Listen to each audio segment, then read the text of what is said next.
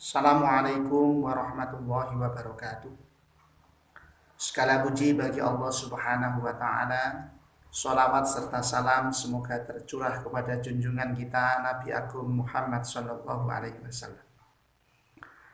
Kesempatan ini kita akan membahas mengapa kita perlu menyayangi anak.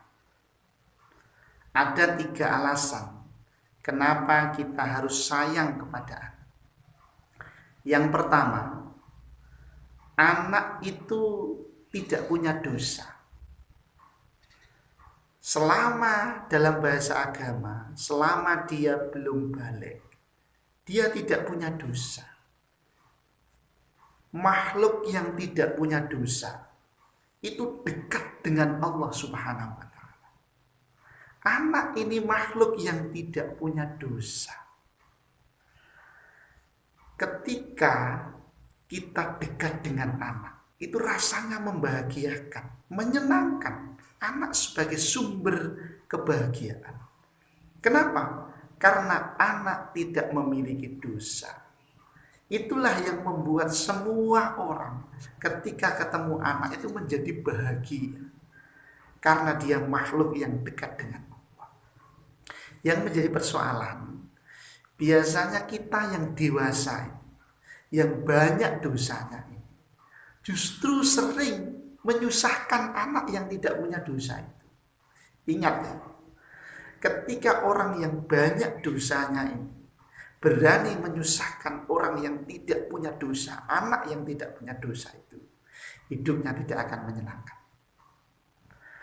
Orang punya dosa menyusahkan yang tidak punya dosa, hidupnya tidak menyenangkan. Itulah mengapa kita harus sayang kepada anak, karena anak ini adalah makhluk yang tidak punya dosa. Yang kedua, kenapa kita mesti sayang kepada anak kita, kepada anak-anak? Karena anak itu doanya mustajabah.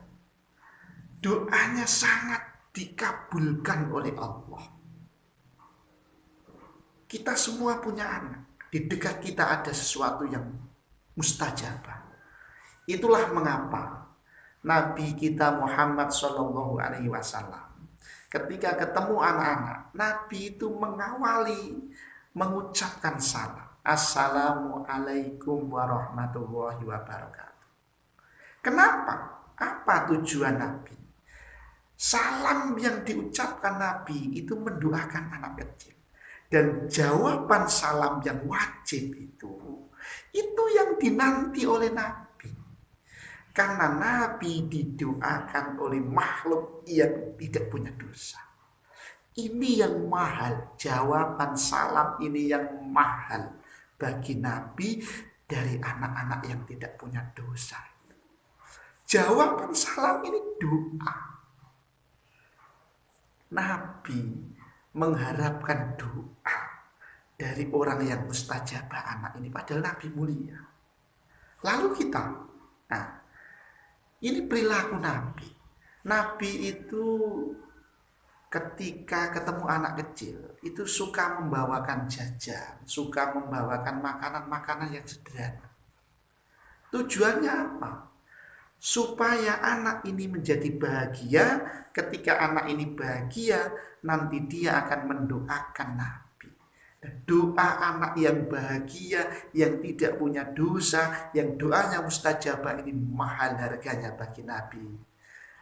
Jamaah sekalian yang dimuliakan oleh Allah. Inilah kenapa di tengah masyarakat kita itu sering orang itu ketika punya kebutuhan datang kepada anak, khususnya anak yatim, supaya didoakan. Dia sudah yatim, dia anak statusnya, maka mustajabahnya double. Kalau kita punya kebutuhan di dalam kehidupan, mintalah kepada Allah langsung. Minta tolonglah kepada orang tua kita supaya kita didoakan.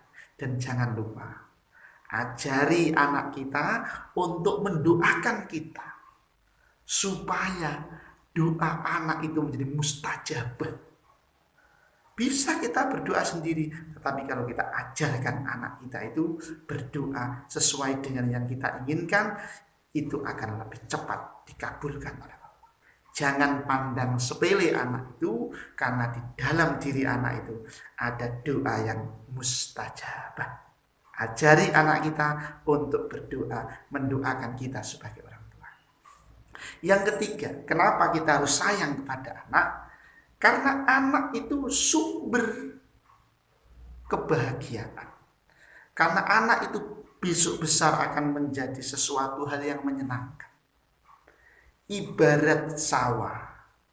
Kalau sawah itu kita tanami bibit yang bagus, pada saatnya nanti akan tumbuh bibit yang bagus.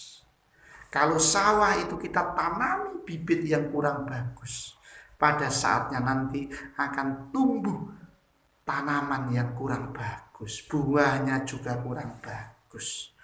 Oleh karena itu, anak yang kita didik dengan kekerasan, nanti dia akan keras kepada kanan kirinya. Anak yang kita didik dengan bulian, pada saatnya nanti dia akan membuli orang lain. Anak yang kita didik dengan kebohongan, nanti dia akan membohongi siapapun, termasuk kita. Kalau anak itu kita didik dengan sayang, dengan kasih sayang, maka pada saatnya nanti anak akan muncul sayangnya. Dia akan menjadi makhluk yang penyayang, dia akan menjadi makhluk yang membahagiakan. Maka apa yang harus kita sayangkan kepada anak, harus kita sayangi, kita cintai, itu semuanya kembali untuk kita, kembali untuk kehidupan.